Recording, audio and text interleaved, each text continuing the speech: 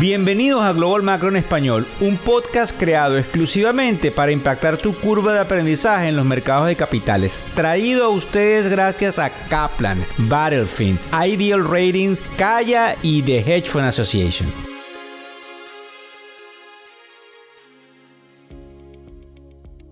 Hola, ¿cómo están? ¿Cómo les va? Hoy es lunes 27 de febrero del año 2023. Buenas noches, buenas tardes o buenos días. Y vamos al grano, vamos a hablar hoy de las rentas, de las contrataciones, de algo interesante con una compañía japonesa que quizás muchos recordamos de nombre Hitachi,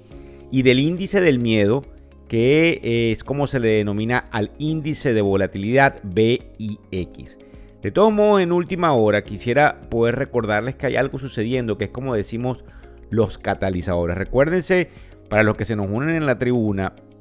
los portafolios de inversión se manejan en el mediano y el largo plazo, haciendo lo que nosotros desde la tribuna predicamos, que es el asset allocation, que fundamentalmente radica en poner ciertas posiciones a funcionar dependiendo de dónde estás en el ciclo económico y hacia dónde pudieses dirigirte dentro del ciclo económico. Muy difícil de ejecutar y muy fácil de decir. Sin embargo, existen lo que se llaman los catalizadores, que son esos movimientos bruscos que pueden cambiar ciertas tendencias, pero el mundo se mueve en función de la data, de los datos y de los datos en este tipo de función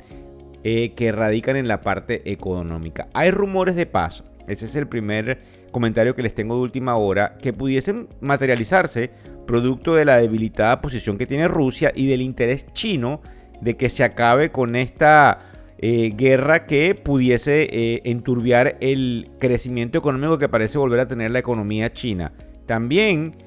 creemos que puede haber algún tipo de desaceleración en los precios del real estate, máxime cuando alguna gente se apresuró a comprar en el mes de enero, y decimos que se apresuró porque probablemente vamos a tener esa desaceleración, y es importante también mencionarlo, también la euforia con el ChatGPT, que es una compañía donde Microsoft ha invertido muchísimo dinero, probablemente va a tratar de estancarse, ya que muchas compañías en muchos sectores están prohibiendo el uso, al menos dentro de sus oficinas y dentro de sus esquemas laborales, de lo que es el ChatGPT. Y también, importante, aunque ha estado bastante, equivocado últimamente, que el presidente de JP Morgan, Jamie Dimon, dice que los números en términos de tasa de interés base, es decir, el Banco Central o la Reserva Federal, que es lo mismo en los Estados Unidos, va subiendo tasas de interés base, es decir, las tarjetas de crédito, las hipotecas, los préstamos de carros, etcétera, tienen otros componentes por ese, nivel de tasas de interés. Esas tasas de interés están a punto de tocar el 5% y él dice que pueden llegar tan alto como el 6%. Esa proporcionalidad de aumento, que no pareciera mucho, es suficiente como para causar una recesión. Fíjense ustedes, vamos entonces a tocar el tema de las rentas, que nos interesa muchísimo. Hay un artículo en el Wall Street Journal que salió hoy a las 5:30 de la mañana, que nosotros pusimos en el newsletter del día de hoy, donde habla de la caída de las rentas durante los últimos 6 meses en un estudio serio que se ha hecho recopilando una cantidad de información. Ellos dicen que probablemente algunos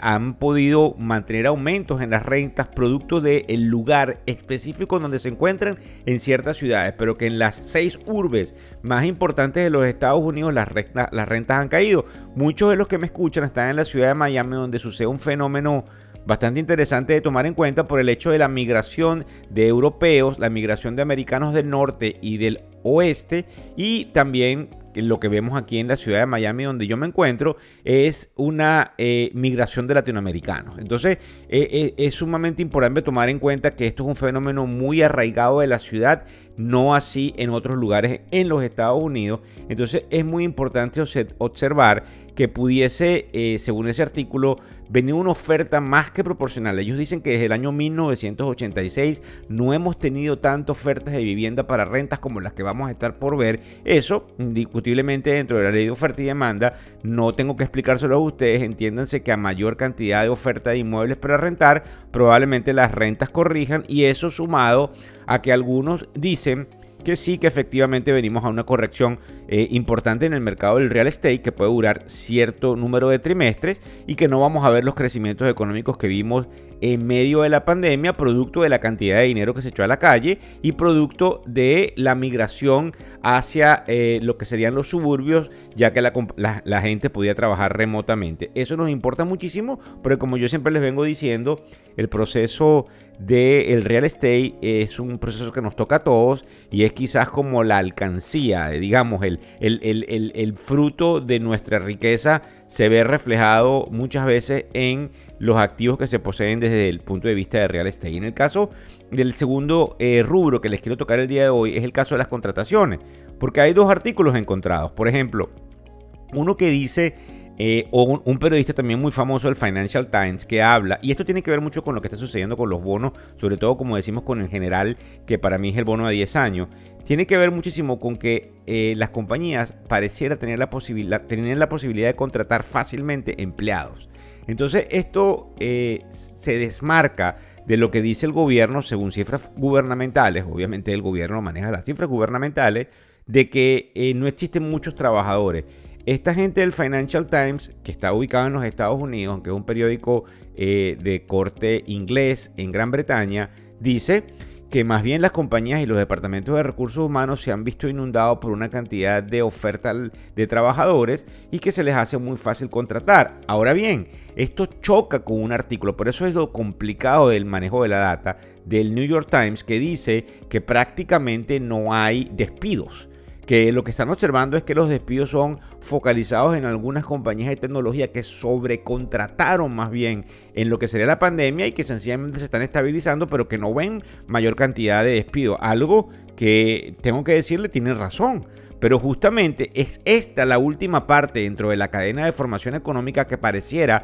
que la Reserva Federal en su lucha contra la inflación pudiese estar rompiendo. Rápidamente allá lo que yo les expliqué en algunos podcasts que se llama la curva de Phillips, que dice que a mayor empleo, mayor inflación y que a mayor desempleo o menos empleo, menor inflación. Eso lo saben quienes manejan obviamente la Reserva Federal. Viendo un mercado un poco robusto, podrían tomar ciertas medidas para desacelerarlo y considerablemente causar lamentablemente un proceso de recesión, al menos de corto o mediano plazo, pero que algunos inclusive llaman que no va a ser de corto y mediano plazo, sino que puede ser algo bastante, digamos, interesante, por ponerle alguna connotación. Nos importa muchísimo porque nos afecta desde el punto de vista de generación de facturación y de la seguridad de nuestros propios empleos. Entonces, la otra cosa que también nos llama la atención es que hay un país apostándole más que proporcional a los Estados Unidos, que tiene su propia crisis interna luego de muchos años de estabilidad o de ser un país que prácticamente viene en una senda muy balanceada, que es el caso de Japón.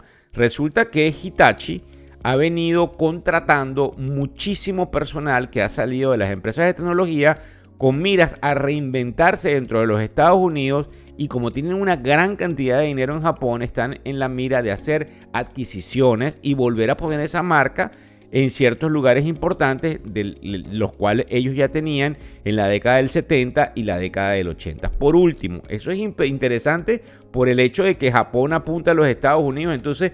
todo lo que yo les estoy diciendo tiene un gran contenido de confusión, porque mientras nosotros rompemos el tema inflacionario podemos caer en una recesión. Hay otros que apuestan a que la recesión sea de muy corta data, como es el caso de Hitachi, porque probablemente vale la pena comprar ahora, aunque pudiésemos tener precios digamos más abajo durante las próximas semanas. En el caso del VIX, importante porque mide lo que se llama el índice de la volatilidad, y nosotros pusimos ahí en ese artículo que van a ver ustedes en todas las redes sociales el hecho de que al hacer un análisis de los manejadores de fondos, muchos le están apostando a un crecimiento de esa variable que se llama el VIX. ¿Qué significa esto? Para que los entiendan todos. Cuando a mí me crece la volatilidad, normalmente hay una caída en el mercado. Si yo le estoy apostando como manejador de dinero a que la volatilidad va a crecer, ya yo me estoy preparando para una caída en el mercado. Lo importante es que estos niveles de cobertura, que es como se llaman, no se veían desde marzo del 2020. Entonces es interesante que hay una gran cantidad de personas preparándose para esto, pero que en su defecto de vender las acciones como necesitan hacer lo que se llama cobertura, venden, digamos, derivados subyacentes. Les pongo un ejemplo rápido. Si yo tengo un portafolio de 1, 2 o 3 millones de dólares, donde yo, como cualquier persona que está manejando portafolio, espero que esto crezca en el futuro, la manera de cubrirme ante una caída eventual es tratando de hacer algunas colateralizaciones en otros instrumentos. Es decir, yo voy a tratar de poner otros instrumentos que se beneficien de una baja, como es el caso del VIX, que sube mientras mi portafolio cae, aunque yo estoy pues de una u otra forma entrampado dentro de ese portafolio con unas pérdidas que se llaman pérdidas no realizadas porque los precios están cayendo, pero la ganancia que yo tengo producto de la subida del VIX, que es indirectamente proporcional a cómo se compone mi portafolio, me entrega un colchón de utilidad que pasa a ayudarme a que yo, dentro de lo que se llama el neteo de mi portafolio, de las entradas y salidas potenciales de dinero, lo pueda hacer validar para no perder tanto dinero. Esto es muy importante y de esto voy a ahondar en algunos podcasts, porque esta es la manera como se mide el retorno y el riesgo. Cuando a mí me miden los números como manejador de fondos, los clientes institucionales, ellos no están observando cuál es mi retorno. Ellos están observando cómo yo obtuve ese retorno versus a qué nivel de control de riesgo fui expuesto como manejador de fondos. Y eso tiene que ver muchísimo con todo esto que les estoy explicando desde el punto de vista de cómo yo puedo no estar desnudo ante una situación que se pudiese venir a futuro, sino tratar de cubrirme. Lo más complicado es el cuándo, y entonces lo que nos llama la atención de esto que les estoy explicando es muchas veces el hecho de que muchos muy inteligentes están apostando a una caída. Antes de culminar, les debo recordar lo que probablemente puede estar sucediendo durante los próximos días. El presidente de la Reserva, el día 7 de marzo, él va a hacer a testificar en el Congreso. Eso es la semana que viene, el martes. Luego tenemos el número de lo que sería el Jobs Report de febrero, que nos sale en este caso el 10 de marzo. Tenemos el CPI, que es el Consumer Price Index, que es el índice de precios al consumidor, que nos sale el 14 de marzo, y el 22 de marzo tenemos la respuesta que la Reserva Federal podría dar a todo este cúmulo de data inflacionaria importante que se vio al menos en el mes de enero. No sabemos el mes de febrero hasta que no sepamos indudablemente el número del desempleo el 10 y el número de la inflación el 14. Así que eso es muy interesante. Los mercados, para que ustedes tengan una idea, el día de hoy han estado un poco al alza, pero son ahora las 11:47 de la mañana hora del este de los Estados Unidos y los mercados han recogido esas subidas. Por eso es muy interesante observar eso que les estoy contando yo del índice de volatilidad del VIX, porque en la medida en que esto de verdad pudiese despegarse, está en los niveles del 21%, es como se mide ese índice. En la medida en que este índice pudiese despegarse, es cuando nosotros podemos ver algunos cambios importantes en el mercado que definitivamente está en un estado muy importante de confusión, porque como también les pusimos en el newsletter de hoy, pareciera que la economía no está tan robusta como parece. Les conté lo de las rentas, les conté indudablemente que la gente, hay un exceso probablemente de trabajadores, a diferenciación de lo que dice el gobierno, así que esos son algunos vestigios de que pudiésemos caer en un tema de recesión. Muchas gracias por compartir, por seguirnos. Antes de irme, es interesante que las criptomonedas están, en el caso del Bitcoin, en el 23.000, y que, como digo yo, el general, que es el bono a 10 años, está paradito ahí a 3.92%, muy peligroso, porque ponerse por encima del 4% es cuando definitivamente nos denota que la inflación no haya sido controlada. Así que es muy interesante lo que puede pasar en términos de ese bono a 10 años y de tratar de prestarle atención a todo lo que no solamente nosotros hacemos de la tribuna, sino que muchos periodistas